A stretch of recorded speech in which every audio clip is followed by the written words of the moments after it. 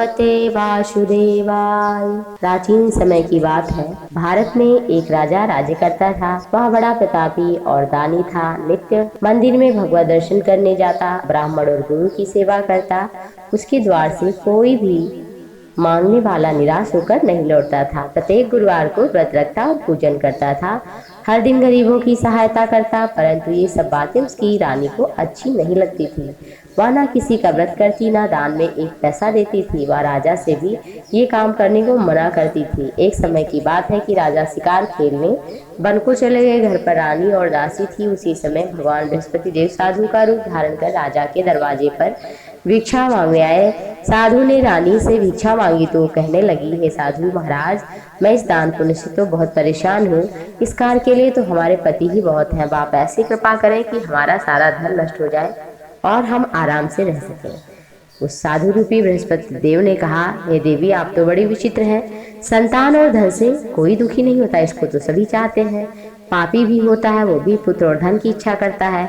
अगर तुम्हारे पास अधिक है तो तुम शुभ कर्म करो, भूखे मनुष्यों को भोजन कराओ, प्याऊ लगवाओ, ब्राह्मणों को दान दो, धर्मशालाएं बनवाओ, कुआं तालाब बावड़ी बाग बगीचा आदि बनवाओ, निर्धन कुंवारी कन्याओं का विवाह करा दो, यज्ञ आदि करो। इस प्रकार के कर्मों को करने से आपके कुल और आपका नाम परलोक में सार्थक हो जाएगा, स्वर्ग की भी प्राप्ति हो जाएगी। लेकिन रानी साधु की इन सब बातों से खुश नहीं हुई। उसने कहा, हे साधु महाराज, मुझे ऐसे धन की बिल्कुल आवश्यकता नहीं है जिसे मैं अन्य लोगों को ही दान देती फिरूं, जिसको रखने से संभालने में मेरा सारा समय नष्ट हो जाए। साधु ने कहा, हे देवी, यदि तुम्हारी यही इच्छा है तो तुम्हें जैसे मैं कहता हूँ वैसा ही करो। बृहस्पतिवार के दिन घर को गोबर से लीपना, आंगन को अपने केसों को पीली मिट्टी से धोना, धोते समय स्नान करना, राजा से कहना वो हजामत बनवाए, भोजन में मांस मजरा इत्यादि खाना, कपड़ा धोबी के हाथ धुलाना। इस प्रकार 7 बृहस्पतिवार करने से तुम्हारा सारा धन नष्ट होगा। यह कहकर साधु महाराज बृहस्पति देव अंतर्धान हो गए। रानी ने साधु के कथनानुसार 7 बृहस्पतिवार तक वैसा करने का विचार किया और साधु के बताए गए अनुसार कार्य करते केवल 3 ही बृहस्पतिवार बीत पाए थे कि उसकी सारी धन संपत्ति नष्ट हो गई। भोजन के लिए दोनों समय परिवार तरसने लगा, सांसारिक भोगों से दुखी रहने लगा। तब राजा रानी से कहने लगा कि हे रानी, तुम यहाँ पर रहो, मैं दूसरे देश को जाता हूँ, क्योंकि यहाँ पर मुझे सभी मनुष्य जानते हैं, इसलिए मैं यहाँ कोई कार्य नहीं कर सकता। मैं परदेश जा रहा हूँ, वहाँ कोई कार्य करूँगा, शायद हमारा भाग्य बदल जाए। इस तरह कहकर राजा परदेश गया। वहाँ जंगल से लकड़ी काट कर लाता और शहर में बेचता। इस प्रकार बेचारा जीवन व्यतीत कर रहा था। इधर राजा के बिना रानी और दासी दुखी रहती थी। किसी दिन भोजन मिलता, किसी दिन जल पीकर ही रह जाती। एक समय की बात है कि रानी और दासी को 7 दिन बिना भोजन के जब बीत गए तो रानी ने अपनी दासी से कहा, हे दासी, यहाँ पासी के नगर में मेरी बहन रहती है, वो बहुत धनवान है, उसके पास चली जाओ और 5 सेर बेझर मांग के ले आओ, जिससे कुछ समय के लिए हमारा गुजारा तो हो। दासी रानी की बात मानकर रानी की बहन के पास गई और कहा, उस समय वो कथा सुन रही थी। जब दासी को रानी की बहन से इस तरह से कहा कि मुझे आपकी बहन ने भेजा है, 5 सेर बेझर दे दो, तो उधर से कोई उत्तर नहीं मिला रानी की बहन से। तो रानी की दासी बड़ी दुखी हो गई, उसे क्रोध भी आया। वह लौटकर रानी से बोली, हे रानी, आपकी बहन तो बहुत घमंडी स्त्री है, वो हमसे तो बात ही नहीं करती। मैंने उससे कहा तो कोई उत्तर नहीं दिया, फिर मैं वापस आ गई। रानी बोली, दासी, उसमें क्या उसका दोष है? बुरा दिन आया है तो कौन सहारा देगा? अच्छे बुरे का पता तो विपत्ति काल में ही लग पाता है, ईश्वर की जैसी इच्छा, ये सब हमारे भाग्य का दोष है। उधर रानी की बहन ने सोचा कि मेरी बहन की दासी आई थी, लेकिन मैं ना बोली, इससे वह बड़ी नाराज हुई होगी और फिर कथा सुन भगवान विष्णु का पूजन समाप्त करके अपनी बहन के घर आई और कहने लगी, हे बहन, मैं बृहस्पतिवार का व्रत कर रही थी, तुम्हारी दासी हमारे यहाँ गई थी, परंतु जब तक कथा होती है तब तक ना उठते हैं ना बोलते हैं। मैं ना बोली, कहो दासी क्यों गई थी?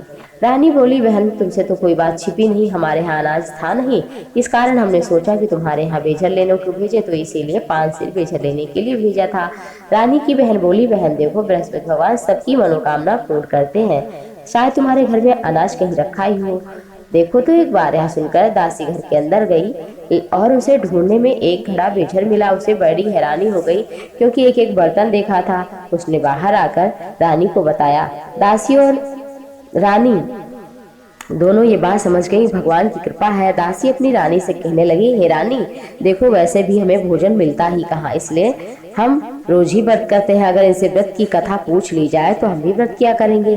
दासी के कथनानुसार कहने पर रानी ने अपनी बहन से बृहस्पतिवार के व्रत के बारे में पूछा। उसकी बहन ने बताया कि हे रानी, बहन, बृहस्पतिवार का सूर्योदय से उठकर पूर्व ही स्नान करना चाहिए और व्रत करना चाहिए, लेकिन इस दिन सिर नहीं धोना चाहिए। बृहस्पतिवार के व्रत में चने की दाल और मुनक्का से विष्णु भगवान के केले के जड़ से पूजन करें, जल चढ़ावें, दीपक जलावें। उस दिन एक ही समय भोजन करें, पीला खाद्य पदार्थ धारण करें, पीला वस्त्र धारण करें, पीला पुष्प भगवान को चढ़ाएं।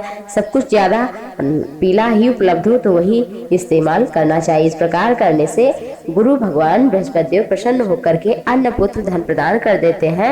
इस तरह व्रत और पूजन की विधि बताकर रानी की बहन अपने घर लौट गई। रानी और दासी दोनों ने निश्चय किया कि वो बृहस्पतिवार भगवान का पूजन जरूर करेंगी। 7 दिन बाद बृहस्पतिवार आया तो उन्होंने व्रत रखा। गुड़साल में जाकर चना और गुड़ बीन करके ले आई और केले और उसकी दाल से केले की जड़ की विष्णु भगवान का पूजन किया। भोजन कहाँ से आए, दोनों बड़ी दुखी हुई, परंतु उन्होंने व्रत तो किया। इस कारण बृहस्पति भगवान प्रसन्न हो गए। एक साधारण व्यक्ति के रूप में सुंदर 2 थालों में पीला भोजन लेकर आए और दासी को देकर बोले, हे दासी, ये तुम्हारे लिए है और रानी के लिए, तुम दोनों भोजन करना। दासी भोजन पाकर अति खुश हो गई। रानी से बोली, रानी जी भोजन कर लो। रानी को भोजन आने के बारे में कुछ पता नहीं था, इसलिए वो बोली कि जा तू ही भोजन कर ले और व्यर्थ में बात क्यों करती है। दासी बोली, एक व्यक्ति भोजन दे गया। रानी ने कहा कि तेरे लिए दे गया ना, तू ही कर। नहीं, दासी बोली, हम दोनों को 2 थालों में भोजन दे गया, इसलिए हम आप दोनों साथ साथ भोजन करेंगे। फिर दोनों ने गुरु भगवान को नमस्कार करके भोजन प्रारंभ किया। उसके बाद से वे प्रत्येक बृहस्पतिवार को गुरु भगवान का व्रत और पूजन करने लगी। प्रत्येक बृहस्पतिवार को व्रत करती भगवान बृहस्पति की कृपा से उनके पास धन हो गया, परंतु रानी फिर उसी तरह आलस्य करने लगी। तब दासी बोली, देखो रानी, पहले भी इसी तरह करती थी तो धन रखने में कष्ट हुआ था और सारा धन नष्ट हो गया था। अब तो ऐसा ना करो, अब फिर तुम्हें आलस्य होता। बड़ी मुसीबतों के बाद हमने धन पाया, इसलिए इसका दान पुण्य करो। भूखे मनुष्यों को भोजन कराओ, प्याऊ लगवाओ, ब्राह्मणों को दान दो, कुआं तालाब बावड़ी आदि का निर्माण कराओ, मंदिर पाठशाला बनवाकर दान दो, कुंवारी कन्याओं का विवाह कराओ, धन को शुभ कार्यों में खर्च करो, जिससे तुम्हारा एक कुल का यश बढ़े, स्वर्ग प्राप्त हो, पितृ प्रसन्न हो। दासी की बात मानकर रानी ने इसी प्रकार के कर्म करने आरंभ किए, जिससे उनका काफी यश फैलने लगा। एक दिन रानी और दासी आपस में विचार करने लगी कि ना जाने राजा कैसे होंगे। उनकी कोई खोज खबर नहीं मिली और उन्होंने बृहस्पति भगवान से प्रार्थना की। भगवान ने रात्रि में राजा को स्वप्न में कहा कि हे राजा, उठ, तेरी रानी तुझे याद करती है, अपने देश को लौट जा। राजा प्रातः काल उठकर जंगल से लकड़ी काट कर लाने के लिए चल पड़ा। जंगल में जाते हुए सोचने लगा, रानी की गलती से कितना दुख भोग रहा हूँ, राज ही नष्ट हो गया, जंगल में रह रहा हूँ, यहाँ लकड़ियाँ काट कर गुजारा करना पड़ रहा है। उसी समय जंगल में बृहस्पति देव साधु का रूप धारण करके आए और राजा के पास आकर बोले, हे लकड़हारे, तुम इस सुनसान जंगल में किसकी चिंता में बैठे हो, हमें बताओ। यह सुनकर राजा के नेत्रों में आंसू भर आए। साधु की वंदना करके बोला, हे नाथ, आप सब कुछ जानते हो। इतना कहकर साधु को अपनी संपूर्ण कहानी बताई और महात्मा तो स्वभाव से ही दयालु होते हैं। राजा से बोले, हे राजा, तुम्हारी पत्नी ने बृहस्पति देव के प्रति अपराध किया था, इससे तुम्हारी ये दशा हुई। अब तुम किसी प्रकार की चिंता मत करो, भगवान तुम्हें पहले से अधिक धन देंगे। देखो, तुम्हारी पत्नी ने बृहस्पतिवार का व्रत प्रारंभ कर दिया है, तुम भी बृहस्पतिवार का व्रत करके चने की दाल और गुड़ को जल लोटे में डाल करके केले के पत्ते से भगवान विष्णु का पूजन करो, कथा कहो और सुनो, भगवान तुम्हारी समस्त मनोकामनाओं को पूर्ण करेंगे। साधु को प्रसन्न देखकर राजा बोला, हे प्रभु, मुझे लकड़ी बेचकर इतना पैसा नहीं बचता है जिससे मैं भोजन के उपरांत कुछ बचा पाऊं। मैंने रात्रि में अपनी रानी को व्याकुल देखा है, मेरे पास कोई साधन नहीं है जिससे मैं उसका समाचार जान सकूं। फिर मैं बृहस्पति देव की कौन सी कथा कहूँ, सुनूं, मुझको तो मालूम नहीं है। साधु ने कहा, हे राजा, तुम किसी बात की चिंता मत करो। बृहस्पतिवार के दिन तुम रोजाना की तरह लकड़ियां लेकर शहर में जाओ, तुम्हें रोज से दूना धन मिल जाएगा, इससे तुम भली प्रकार भोजन भी करोगे, बृहस्पति देव की पूजा का सामान दिया जाएगा।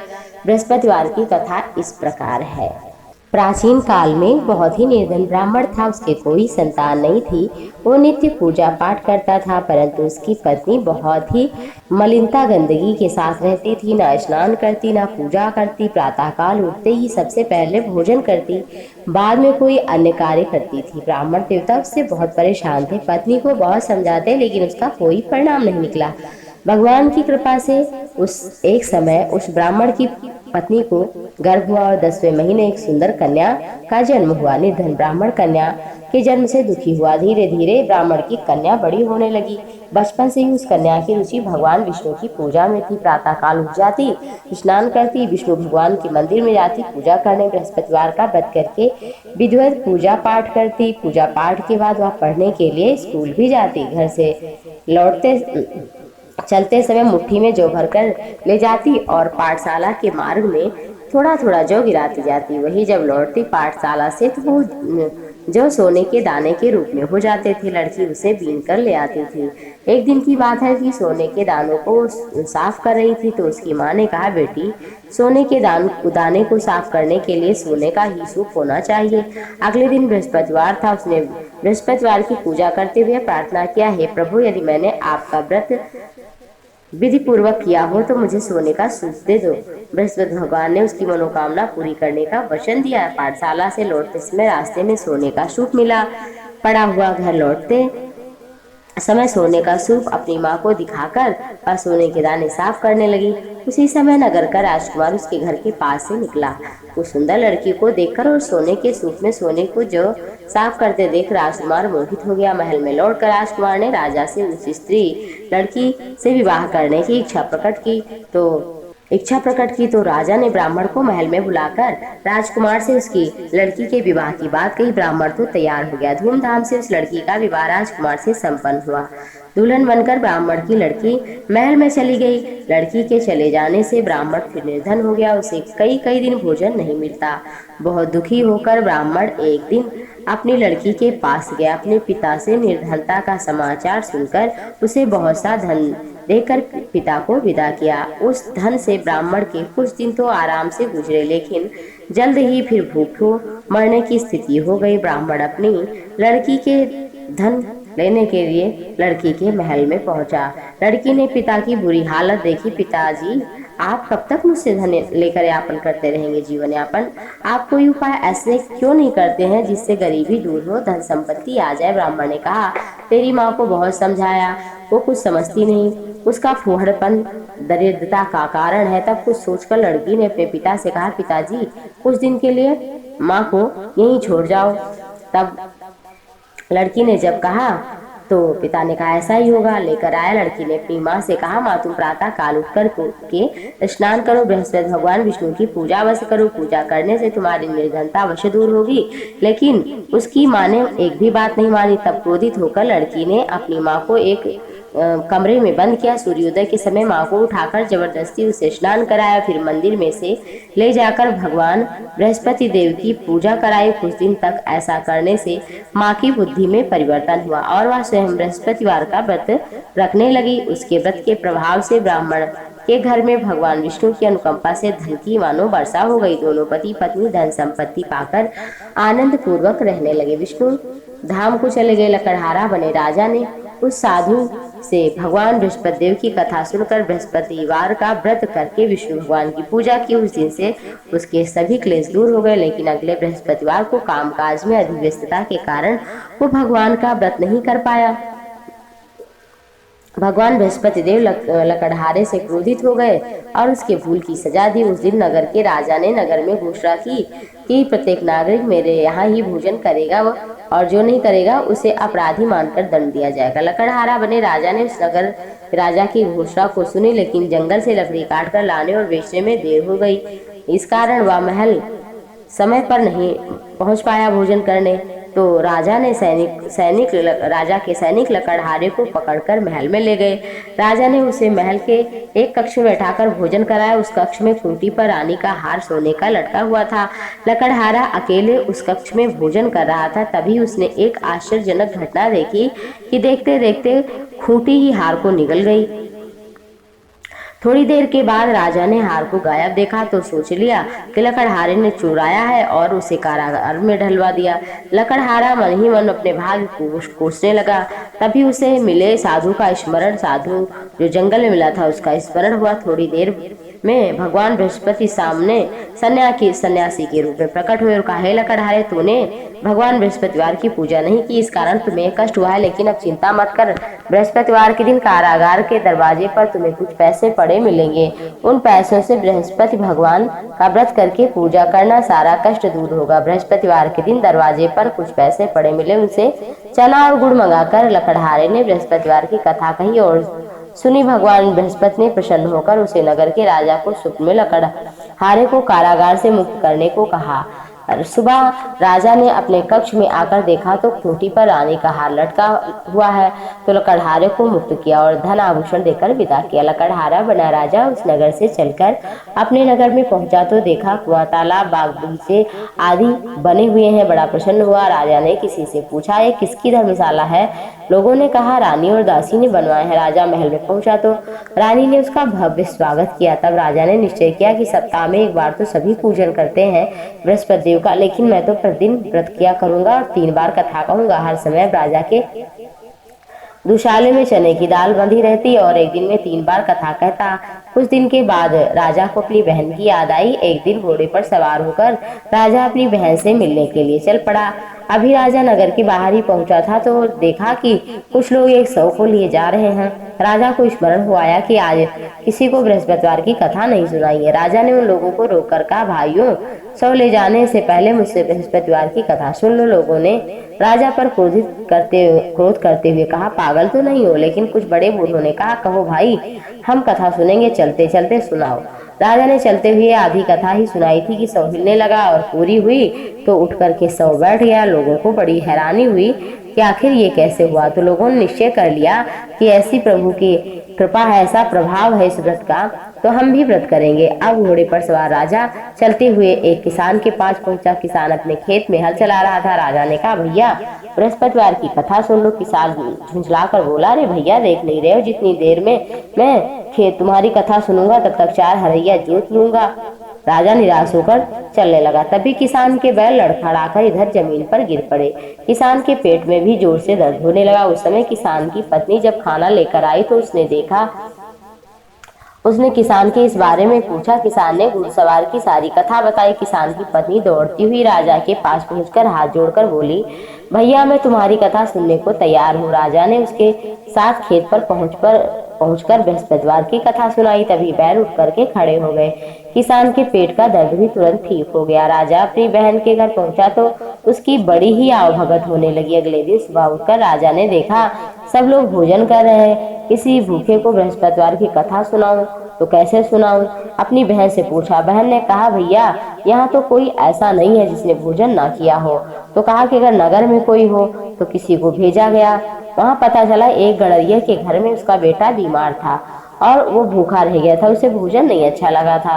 राजा ने कहा कि ये हमारी कथा सुन ले। तो लोगों ने कहा, ठीक है।